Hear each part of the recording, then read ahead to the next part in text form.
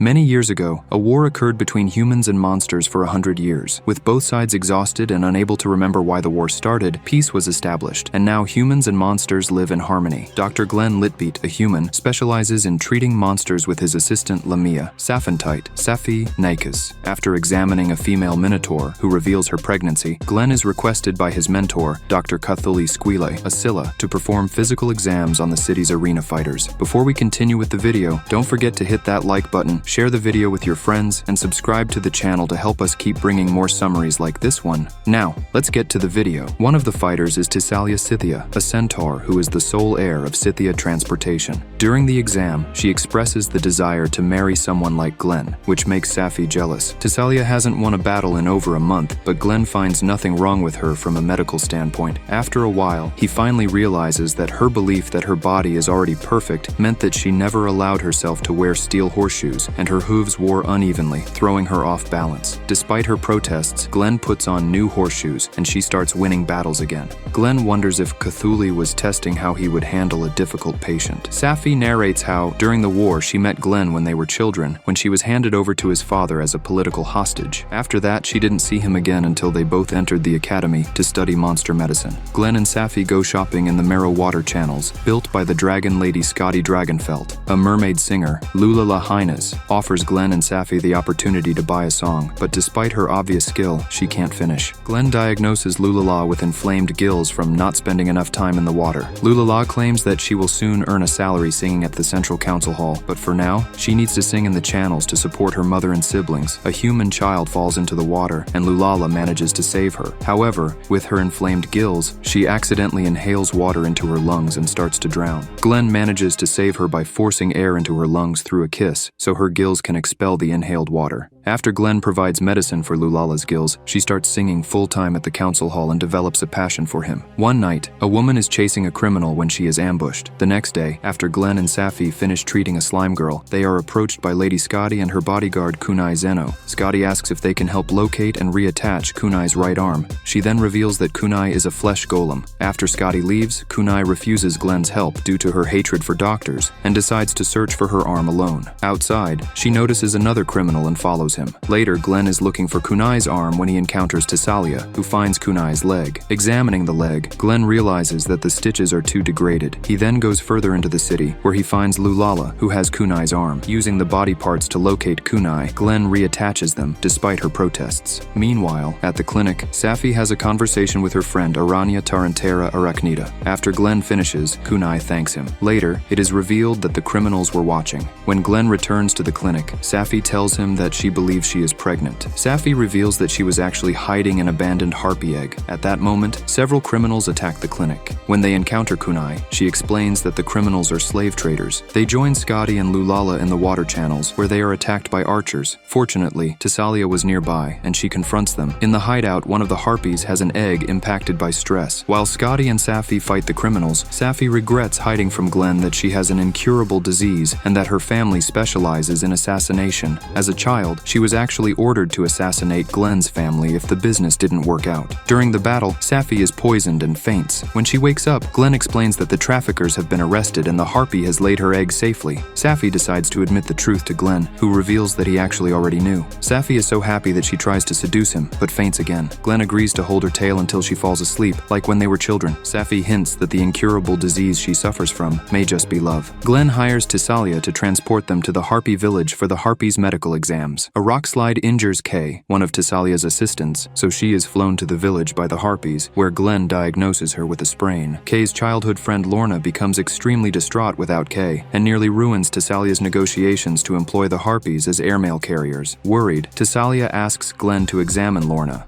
Glenn has difficulty figuring out where to start, as Lorna has a psychological issue. Safi suggests that, as Lorna grew up more tense and sensitive than Tissalia and Kay, she may feel useless without someone in charge. Glenn makes the strange decision to take all control away from Lorna, equipping her with a blindfold and reins. Surprisingly, Lorna immediately feels better, as she can focus more on her work, although Glenn privately thinks that Lorna may just enjoy being tied up. In gratitude, Kay and Lorna try to seduce Glenn together, arguing that if they sleep together, Tissalia would would likely insist that Glenn take responsibility by marrying her. Glenn quickly refuses, but Kay and Lorna still hope that Glenn will also become their master one day. After checking on Kay, Glenn, Safi, and Tissalia visit Illy. There, Glenn examines her and states that she is not sick, just molting. An irritated Illy tries to attack Glenn, but is stopped by Tissalia. When Tissalia catches up to Illy, she challenges her to a fight. Later, Tissalia reveals to Glenn and Safi that she won the fight. When she hands Glenn a feather that Illy lost during the fight, he asks Safi and Tissalia if they can help with something. The next day, they gather all the feathers they can find. Later that night, Illy reminisces about when she could flee.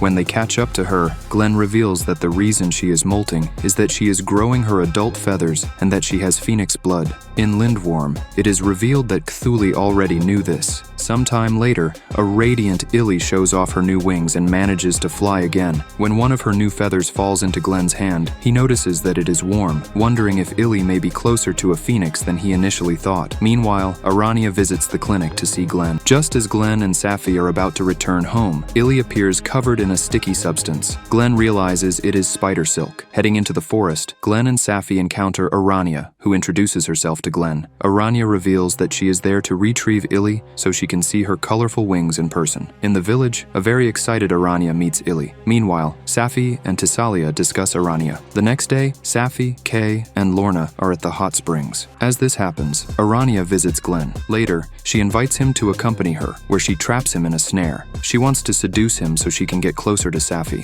However, Tissalia arrives to stop her. Arania claims that she and Tissalia are alike in terms of what they want. Just as they are about to fight, Safi appears. She says that Glenn doesn't have time for courting. Later that night, Safi tells Glenn that she loves him. They are interrupted when they hear tremors caused by a gigas. The village is frightened as the giant goddess approaches. Tissalia takes charge and has everyone work together to evacuate the village, sends Illy to Lindworm to speak with Lady Scotty, and then sets off to face the giant alone. However, she is stopped by Safi and Glenn, who realized she was not with the group. At that moment, the giant, Diona Nephilim, appears, asking to see Glenn. Meanwhile, in Lindworm, Scotty tells a terrified Illy about her. Glenn realizes that Dion has a head cold and offers her medicine and asks Arania to make warmer clothes for her while the harpies befriend her, especially Illy. The group returns to Lindworm to reopen the clinic, where Glenn invites Tissalia to dinner. During dinner, Tissalia discovers Safi spying on them, and both declare that they will not lose in the battle for Glenn's heart. Shortly after, everyone arrives at the Marrow water channels for the celebration ceremony, where Glenn notices something wrong with Scotty's tail. As Scotty is giving a speech, she faints in front of everyone. At Lindworm Central Hospital, Cthulhu explains to Glenn and Safi that, despite her resilient dragon physiology, Scotty has a rare condition that will eventually kill her. She also mentions that Scotty has no interest in being cured. Later, Kunai asks Glenn to help Scotty. Once inside Scotty's room, Glenn hears Scotty's voice for the first time and discovers that she has the appearance of a young girl.